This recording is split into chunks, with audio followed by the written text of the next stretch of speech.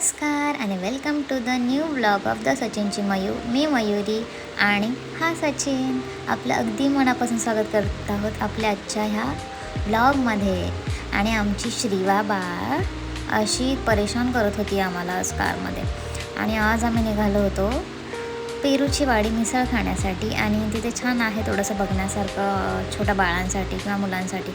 मग तिथे निघालो सकाळी दुपारी 2:30-3 वाजले होते.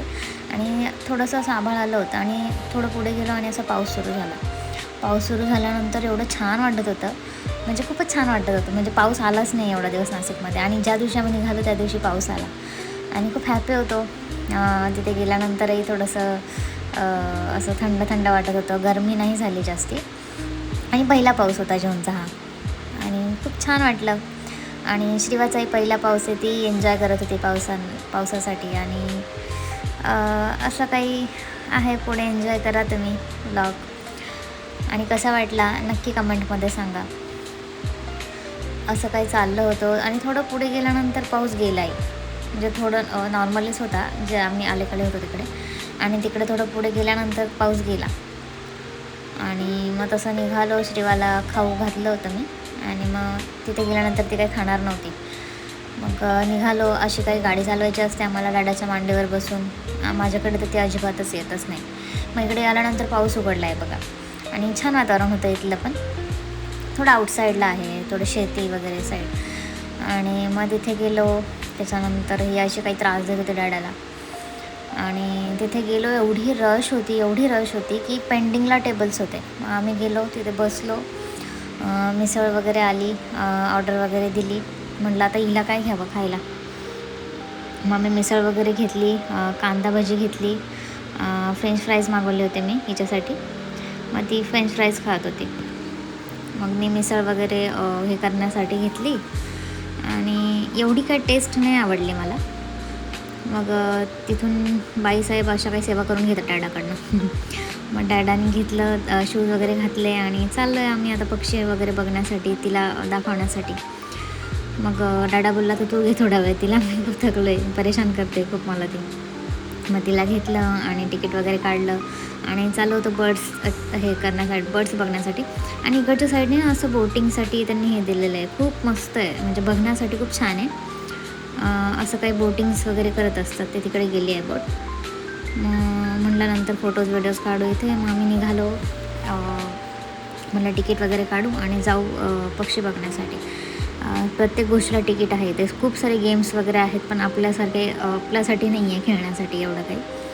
मग तिथे गेलो. हे असे काही चाललेलं होतं, म्हणजे सगळं बघून घेतलं आधी काय काय आहे का खेळण्यासाठी आपल्याला. पण काही एवढी मजा नाही आली तिथे खेळण्यासाठी. म्हटलं चला पक्षी तरी बघूयात. मग तिथे गाणे चालू होते.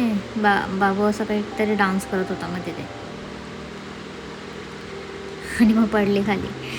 आणि मग तसं तिथे गेलं. आणि नंतर इथे ते बोटिंगच्या तिथे डॅडाचा फोन ना गाडीमध्ये विसरला होता. मग डॅडा फोन घेण्यासाठी गेला, म्हणून तिला इथे बोटिंग पाशी आणलं परत. तर ती इथून यायलाच तयार नाही, एवढी परेशान करत होती. तिला एवढं आवडत होतं इथे, सोडायलाच तयार नाही. मग तिथनं आम्ही गेलो पक्षी बघण्यासाठी. आणि असं काही होतं मध्ये गेल्यानंतर. आम्ही 2-4 जणच होतो, म्हणून तर रश झाली थोडी. आम्हाला हंबा तर खूप जास्त आवडते. मग हंबा बघितली. आणि हा जो पक्षी आहे ना, मला माहीत नाही याचं नाव काय. हा मी सचिनला म्हणते तो मारेल, तो असाच मोकळा सोडलेला होता, तर त्याच्या मागे लागल्यानंतरच ऐकलं त्याने. मग इथे आलो. हे मोठू पतलू होते आणि श्रीवा ह्या मोठू पतलेला बघून खूप जास्त घाबरली. मग हे असं काही आम्हाला हे बोकड वगैरे बघायचं होतं पिल्लूला. मग बघितलं. आवडतं तिला, हे आमच्या गावाकडे आहे सगळं, म्हणून तिला माहिती आहे असतं आहे हंबा वगैरे. मग तिथे थोडंसं बघितलं वगैरे. आणि थोडंसं ना असं वास येत होतं तिथे. पक्षी वगैरे खूप जास्त दिवस झालेले आहेत ना, साफसफाई एवढी नव्हती. मग तिथे रॅबिट वगैरे बघितले. श्रीवाला नवीनच होतं तिच्यासाठी हे सगळं. मग असे कोंबड्यांमध्येच खूप जास्त प्रकार होते, काय काय एवढं बघितलं नाही आम्ही. मग तिथे गेलो. ती उभीच होती या मोठू पतलीला, ती पुढेच येत नव्हती. मग तिने थोडंसं परेशान केलं. मग पुढे गेलो. तिला असं भीती वाटत होती, मग ती रडली. मग तिला घेतलं. मग पुढे आलो. इथे कबूतर्स होते, इतके क्यूट होते ना, मला खूप जास्त असं वाटत होतं इथून घेऊन जावं एखादं, पण त्यांना पॅक करून ठेवलेलं होतं. आणि इथे गेलो आणि पॅरेट्सच्या याच्यामधनं श्रीवा निघायलाच तयार नाही, आणि सचिनसुद्धा. इथे आम्ही कमीत कमी अर्धा तास इथेच होतो. असे काही पक्षी वगैरे आहेत तिथे, ते हातावर वगैरे येतात. हे असे घेतले होते सचिनने हातामध्ये, छान वाटत होतं. आणि त्याने माझ्या खांद्यावरती दिलं. मला एवढी भीती वाटत होती ना, खूप क्यूट आहेत आणि श्रीवा खेळत होती त्यांच्यासोबत मस्त. आणि मला दिलं, मला भीती वाटत होती लिटरली, त्यांच्या नखं लागत होते माझ्या खांद्याला. आणि असे काय त्यांच्या मागे लागलेली होती, पळत होती त्यांच्या मागे मागे. आणि तिथे गेल्यानंतर सचिनने तिच्या ना खांद्यावर ठेवण्यासाठी आणलं होतं ते जे काय म्हणतात बर्ड्स, पॅरट. तर ती घाबरली आधी, तर तो उडाला ना, अशी काही घाबरली परत. मग थोडंसं झोका वगैरे खेळायला निघालो तिथनं.